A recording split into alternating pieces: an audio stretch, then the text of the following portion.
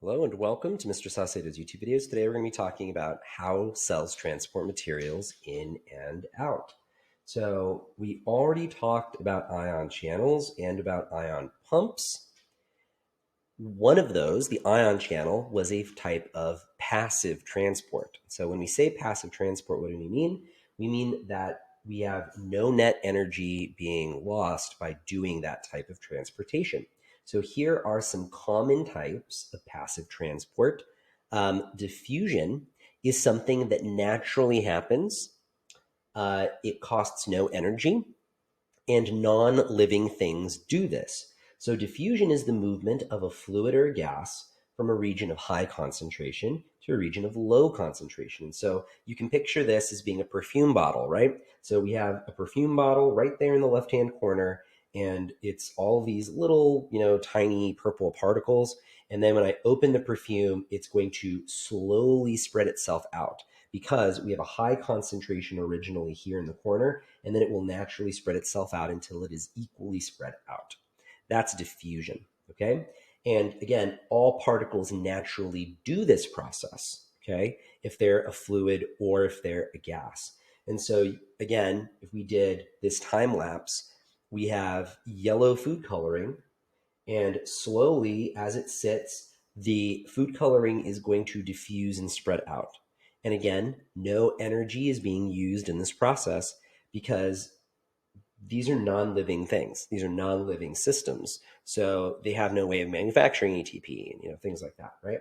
So these are both really good examples, though, of diffusion.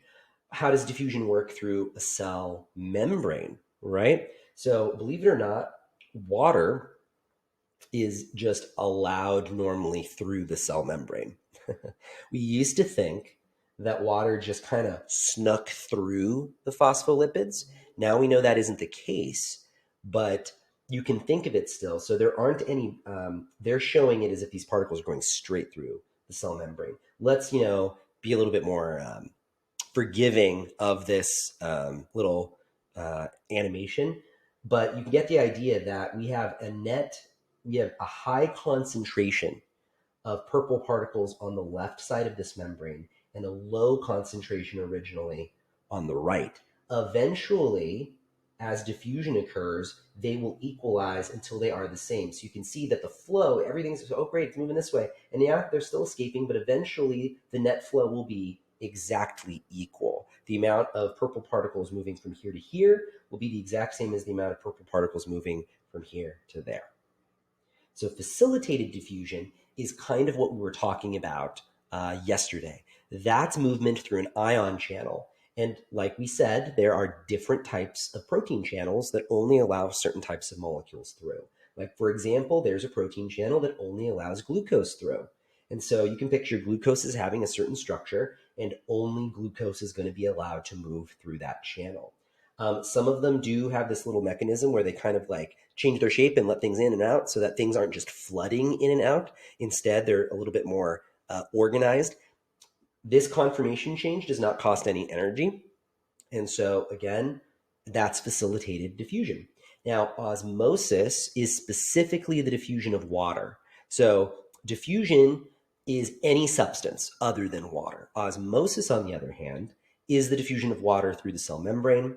Like I said, water is always allowed to move across the cell membrane until there's an equal amount of water inside and outside.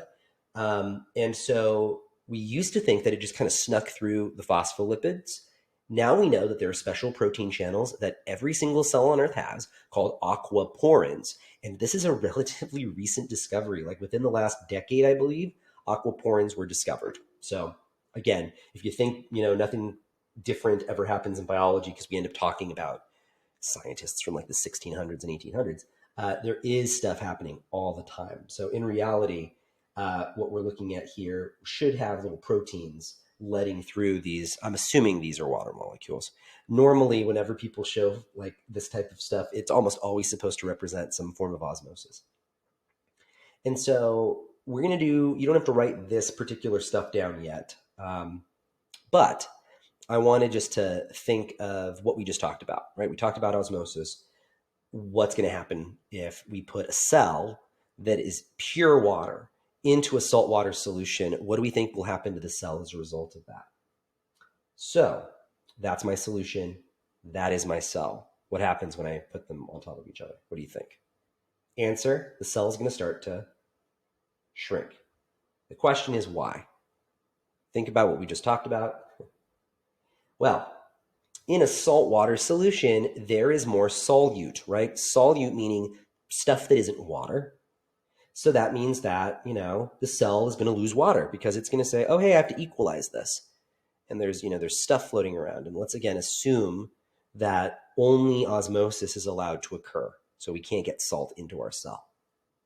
This is called what we would like to call a hypertonic situation.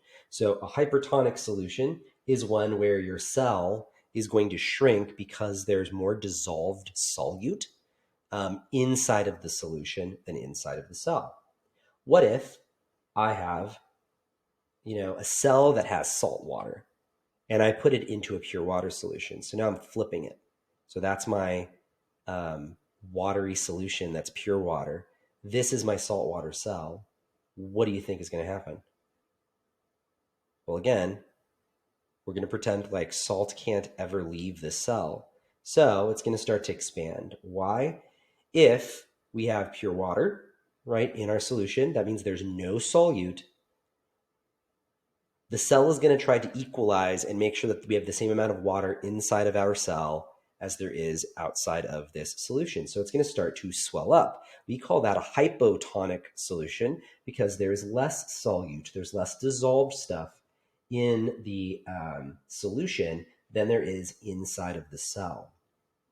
And last but not least, what if we have a pure water solution and a pure water cell? We put them inside of each other.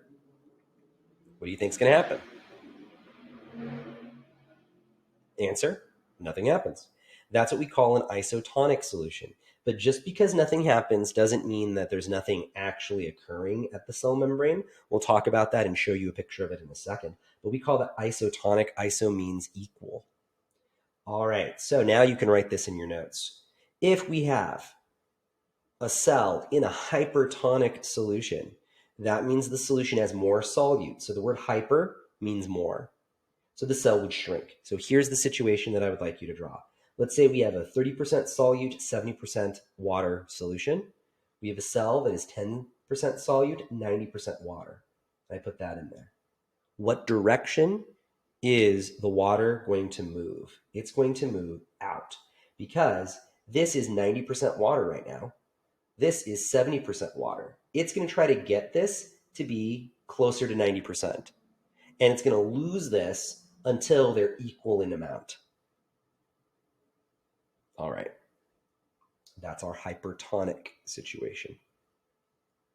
What about a hypotonic? Well, that means that the solution has less solute in it. So hypo means less. That means the cell's going to expand. So let's say we have a 50-50 mixture, and we have a cell that is 70-30. And I put that in. Drawing arrows, which direction is the osmosis or water going to move? It's going to go in. Because again, there's more water percentage-wise outside of the cell than there is inside of the cell. So again, it's going to keep adding water until it equalizes it. And this is what we call a hypotonic solution. And again, I said the isotonic one, it looks boring, but there's a lot of stuff actually happening. So if you place a cell in an isotonic solution, that means that our cell and our solution have the same amount of water.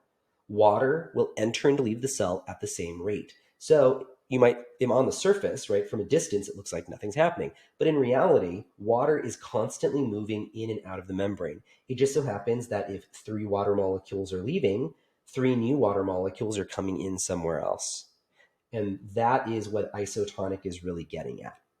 Okay, so when we say isotonic, it might seem like, oh, it's really boring, nothing's happening. But if we were to zoom in and look microscopically at the cell membrane, there's a lot of stuff happening. There's a lot of stuff happening. And the last, but certainly not least, we have to talk about active transport. So that was passive transport. Active, that's going to be movement, okay, or transportation that requires ATP. And so materials are moving because of ion pumps.